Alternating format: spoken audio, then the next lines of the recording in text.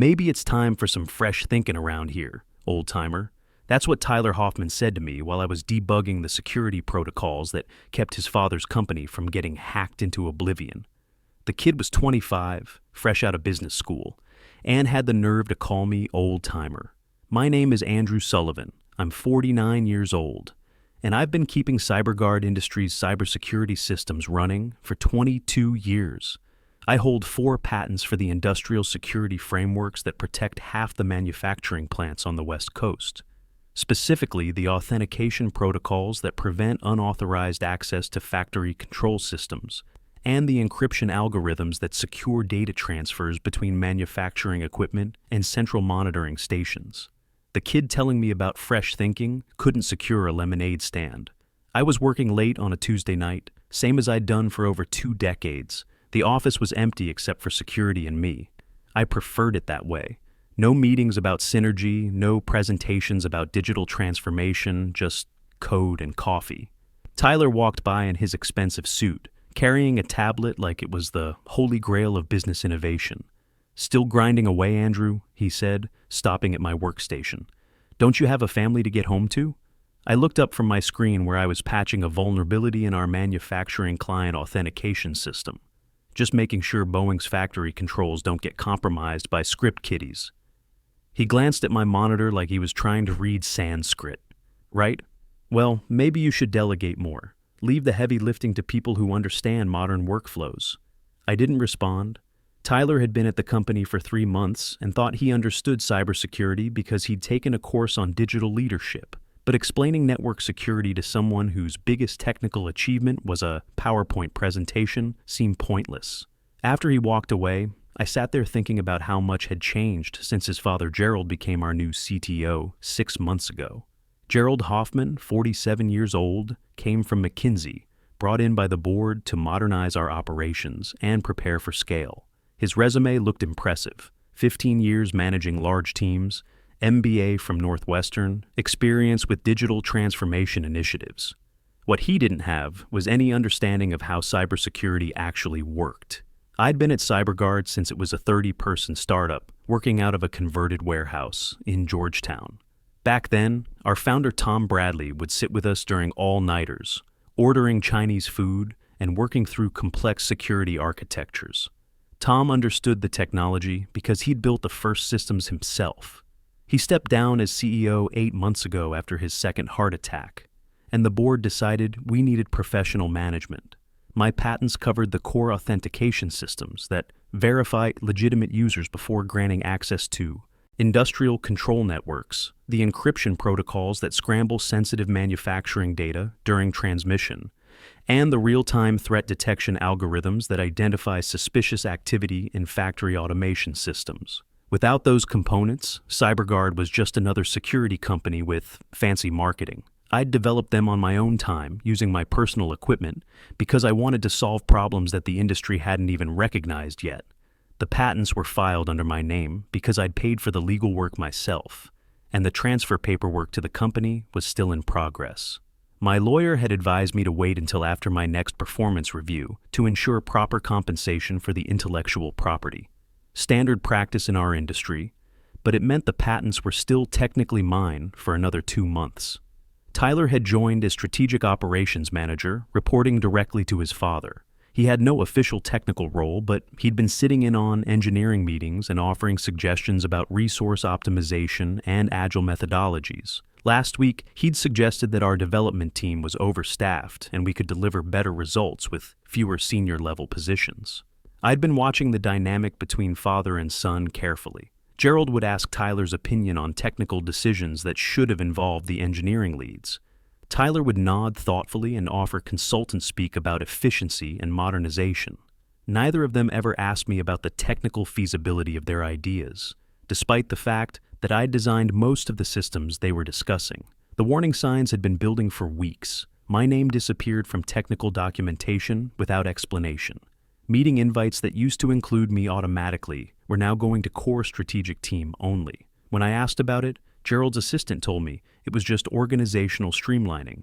2 days ago, I overheard a conversation between Gerald and our head of HR about restructuring the technical team to align with industry best practices. They were in the conference room with the door cracked open, and they hadn't noticed me getting coffee. Gerald was talking about transitioning senior engineers into advisory roles to make room for younger talent with fresh perspectives. Now, after Tyler's comment about old-timers, the picture was becoming clear. They were planning to push me out, probably after our next major client presentation when my work was complete, but before my patents transferred to the company. I finished my debugging session and packed up my laptop. As I headed to the elevator, I noticed the lights were still on in Gerald's office. Through the glass wall, I could see him and Tyler reviewing what looked like organizational charts.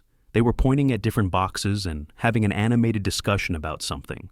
The elevator doors closed and I realized I needed to have a serious conversation with my lawyer. The next morning, I arrived early and found an email waiting for me. Subject line, organizational restructuring. Please review. It was from Gerald, sent at 11:23 p.m. the night before. The email outlined a new structure that would take effect after our upcoming presentation to General Motors in 2 weeks. My role was being evolved into a senior advisory position, focused on legacy system maintenance rather than new development. My salary would remain the same initially, but I'd be reporting to a new technical director who'd been hired to lead our innovation initiatives. I looked up the new hire on LinkedIn. Fresh face, good school, 8 years of experience at recognizable companies. Nothing wrong with his background, but nothing that justified replacing someone with my institutional knowledge and patent portfolio. What bothered me was that they'd made this decision without consulting me or even informing me until after the hiring was complete. This wasn't about organizational efficiency. This was about removing me specifically, probably because I knew too much about how our technology actually worked and owned the patents that made it possible. I spent the morning doing research. Gerald's previous consulting firm specialized in corporate restructuring and intellectual property optimization. Before that, he'd worked for a private equity firm that focused on acquiring tech companies and extracting value from their assets. He wasn't brought in to grow CyberGuard. He was brought in to strip mine EIE. The deeper I dug, the clearer the pattern became. Every company Gerald had worked with followed the same playbook. Identify key technical assets, marginalize the people who created them, then acquire the intellectual property at below-market rates. Tyler wasn't just nepotism, he was being groomed to execute this strategy. At lunch, I called my lawyer, Thomas Morrison. We'd worked together on my patent filings, and he understood the technical and legal complexities involved. Andrew, based on what you're telling me, you have grounds for serious concern, he said after I explained the situation. Your patents are still your property, and if they're planning to use your technology without proper licensing agreements, that's patent infringement. But I'm employed by them. Doesn't that create some kind of implied license? Not necessarily. Your employment contract covers future inventions, but your current patents predate the specific language in your latest contract renewal. There's a gap in their legal coverage. I felt something shift in my thinking. What would happen if I revoked their access to my technology? Legally, you have that right. Practically, it would probably crash their systems until they could develop alternative solutions. Your authentication protocols are integrated into every client connection, and your encryption algorithms handle all the sensitive data transfers. Without those systems, their platform would be completely vulnerable. I thought about Tyler's dismissive comment and Gerald's patronizing restructuring email. How quickly could you draft a cease and desist order? I can have it ready by tomorrow morning. I made my decision. Do it. That afternoon, I started documenting everything. 22 years of institutional knowledge, system architectures I'd designed, security protocols I'd implemented. The scope was staggering. My work wasn't just part of CyberGuard's platform, it was the foundation that made everything else possible. The authentication system I'd built didn't just verify user passwords. It created secure tunnels between manufacturing equipment and monitoring stations, validated digital certificates for industrial control systems, and maintained real-time security logs that could detect intrusion attempts within milliseconds. The encryption protocols didn't just scramble data. They provided end-to-end protection for communications between factory floors and corporate headquarters, ensuring that production schedules, quality metrics, and safety alerts couldn't be intercepted or modified by hostile actors. When factories like Boeing's needed to know, that a software update to their assembly line robots was legitimate and not malware, they relied on my digital signature verification system. When General Motors wanted to monitor their paint booth temperatures remotely without risking cyber attacks that could shut down production, they used my secure data transmission protocols. I'd built these systems because I understood something that MBA consultants missed. In manufacturing cybersecurity, failure doesn't just mean lost data or downtime. It means assembly lines stopping, safety systems failing, and potentially people getting hurt. Every line of code I'd written carried that responsibility. The irony was that Gerald and Tyler were planning to replace me with someone who probably thought cybersecurity was about preventing email phishing attacks. They had no idea that my patents covered the fundamental technologies that kept their biggest clients' production facilities secure and operational. Around 4 p.m., Tyler walked past my desk again, this time with a group of people I didn't recognize. Probably the consulting team Gerald had brought in to assess our technical capabilities. Tyler was gesturing toward the engineering area and talking about optimization opportunities and modernization potential. One of the consultants asked him a question about our core security architecture. Tyler's response was pure business school buzzword salad, something about leveraging cloud-native solutions and implementing agile security frameworks. The consultant nodded politely, but I could see the confusion in his eyes. Even he could tell that Tyler had no idea what he was talking about. I spent the rest of the afternoon reviewing my employment contract and patent documentation. Thomas was right. There was a gap in their legal coverage. The intellectual property transfer clause in my current contract only applied to inventions created after the contract was signed. My patents predated that language by 18 months. By 6 p.m., the office was empty except for me and the cleaning crew. I sat at my workstation, looking at the systems I'd built and maintained for over 2 decades. Tomorrow morning, everything would change. The next morning, I arrived early and began preparing for what Thomas and I had discussed. The cease and desist order would be delivered to Gerald at 10 a.m., giving me a narrow window to implement my contingency plan. CyberGuard's platform was designed to authenticate against my proprietary security framework, but the framework itself was hosted on servers I controlled, not on company infrastructure. I'd built it that way initially as a security measure, keeping the most critical authentication components isolated from the main corporate network reduced attack vectors and gave me direct control over system updates. Now, it gave me leverage I hadn't fully appreciated. At 9:45 a.m., I sent an email to the engineering team explaining that I'd be conducting routine maintenance on the authentication system starting at 11 a.m. These notifications were standard procedure. I performed regular updates to stay ahead of emerging threats, and the team was used to brief service interruptions during maintenance windows. Nobody questioned the timing or scope. At 10 a.m., I watched through the conference room glass as a courier delivered an envelope to Gerald's office. He opened it, read the contents, and immediately grabbed his phone. Even from across the floor, I could see his face go red. Within minutes, Tyler was in the office, and they were both staring at the legal document with expressions that ranged from shock to panic. The cease and desist order was straightforward but comprehensive. It informed CyberGuard that Andrew Sullivan was the legal owner of 4 critical patents covering industrial cybersecurity technologies currently integrated into their platform. It demanded immediate cessation of all unauthorized use of these technologies and notification of any existing licensing agreements that might justify continued use. Most importantly, it gave them 24 hours to respond with documentation proving they had legal rights to the intellectual property. At 10:15 a.m., my phone started ringing. Gerald's name appeared on the caller ID. I let it go to voicemail. At 10:30 a.m., Gerald's assistant called and asked me to come to the executive conference room immediately.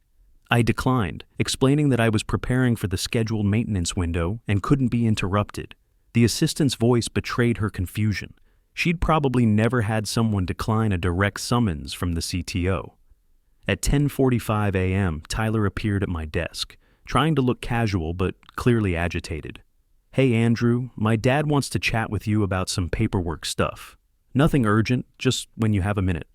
I looked up from my laptop, where I was reviewing system access logs. I'm in the middle of critical security maintenance. We can schedule something for later this week. It's really just a quick conversation. 5 minutes.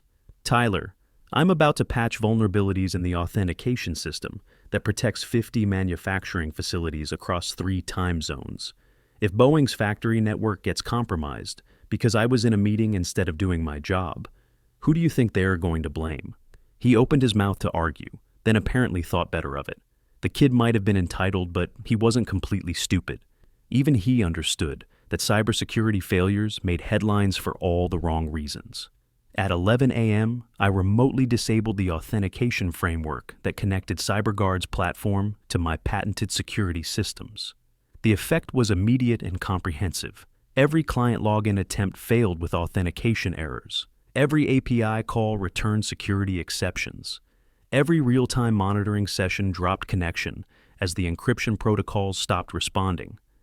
Within 15 minutes, our customer support lines were overwhelmed with complaints from manufacturing clients whose security dashboards had gone dark. The development team scrambled to understand what had gone wrong, but they couldn't access the underlying systems because those systems were mine, not the company's. When they tried to restart the authentication services, they discovered that the core framework wasn't hosted on CyberGuard's servers at all. It was running on infrastructure I owned and controlled. My phone started ringing constantly. I turned off the ringer and focused on monitoring the system logs from my personal laptop. Everything was working exactly as designed. The authentication framework was running perfectly. It just wasn't accepting any connection requests from CyberGuard's platform. At 11:30 a.m., Gerald stormed out of his office and walked directly to my desk. His face was red, and his hands were shaking with either rage or panic, possibly both. "Andrew, what the hell have you done?" I looked up from my laptop, where I was calmly reviewing system logs. "I'm exercising my legal rights as specified in the cease and desist order. My technology is no longer available for unauthorized use. This is sabotage. You're destroying the company. I'm protecting my intellectual property." There's a difference. Tyler appeared next to his father, looking panicked. "Can't you just turn it back on? We can work this out." I met his eyes directly. "You told me it was time for fresh thinking, old-timer. I'm taking your advice. I'm no longer participating in the technical operations of this company." Gerald was already on his phone, probably talking to their lawyers. Other employees were gathering around, trying to understand why half our clients were calling with emergency security alerts. The customer support manager was frantically explaining to someone that they were experiencing technical difficulties, but couldn't provide an estimated resolution time. "This is career suicide," Gerald said, ending his call. "You'll never work in this industry again." "Gerald, I've been in this industry since before you knew what cybersecurity meant. I'll be fine." The head of engineering, Sarah Martinez, approached cautiously. She'd been with the company for 8 years and understood our technical architecture better than anyone except me. "Andrew, what's the scope of the outage? Are we talking about a configuration issue or something more fundamental?" I respected Sarah. She was competent, hard-working, and had never treated me with anything but professional courtesy. I didn't want to put her in an impossible position. "Sarah, the authentication framework is operating normally. It's just not accepting connections from this platform anymore. The framework runs on independent infrastructure using my patents." Her face went pale as she understood the implications. Without my authentication system, CyberGuard didn't have a cybersecurity platform at all. They had user interfaces and business logic built on top of my technology, but the actual security functions, the parts that protected their clients from cyber attacks, belonged to me. At noon, I packed up my personal laptop and headed for the elevator. The office was in chaos. Developers were running between workstations trying to implement emergency fixes that wouldn't work because they didn't understand the underlying architecture. The customer support team was fielding angry calls from manufacturing clients whose production monitoring systems had gone offline. Gerald was in heated conversation with someone on speakerphone who was probably from the board of directors. As the elevator doors closed, I could hear Tyler shouting at one of the senior developers. "What do you mean you can't bypass it? Just write new code." The developer's response was exactly what I'd expected. "We can't just write new code. The entire platform is built on Andrew's framework. Without it, we don't have a security system." I drove home and spent the afternoon fielding calls from reporters who'd somehow gotten word that CyberGuard was experiencing major technical difficulties right before their biggest client presentation ever. The cybersecurity industry was small enough that news traveled fast, especially when it involved a company that handled security for major manufacturing clients. By 5 p.m., 3 different trade publications had reached out for comment. I kept my responses simple. I'm no longer with CyberGuard Industries. You'll need to contact them directly for information about their technical operations. The GM presentation was scheduled for Thursday morning at 9 a.m. Pacific time. Gerald had spent the previous 3 days assembling an emergency team of contractors and consultants to rebuild our authentication system without my patented technology. According to my contacts still inside the company, they had been working around the clock, burning through over $180,000 in emergency consulting fees. The problem wasn't just technical complexity, it was time. Building enterprise-grade cybersecurity systems required months of development, testing, and certification. They were trying to accomplish in 72 hours what had taken me 2 years to perfect. Thursday morning, I made coffee and monitored the industry news websites. Several cybersecurity publications had picked up the story of CyberGuard's technical difficulties, but the full scope wasn't public yet.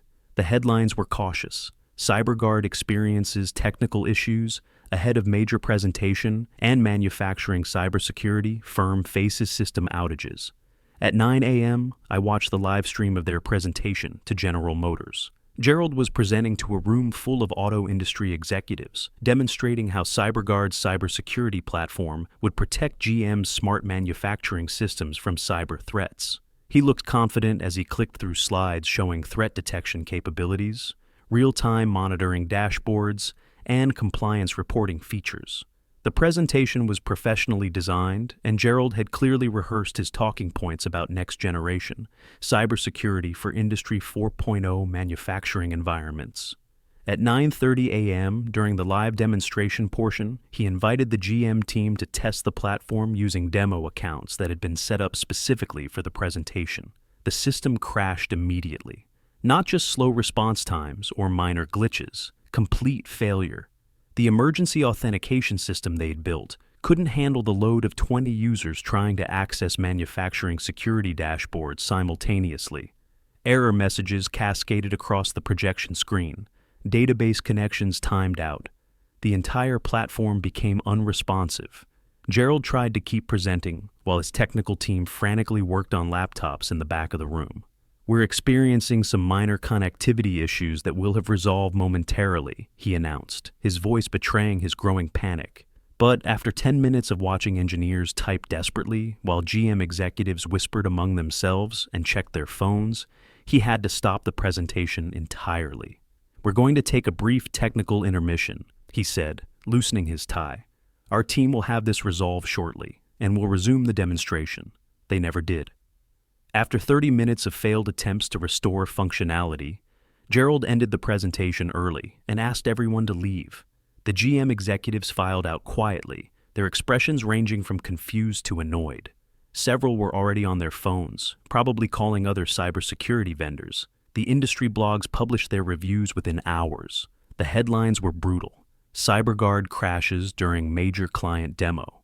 When cybersecurity companies can't secure themselves. GM walks away from failed tech presentation.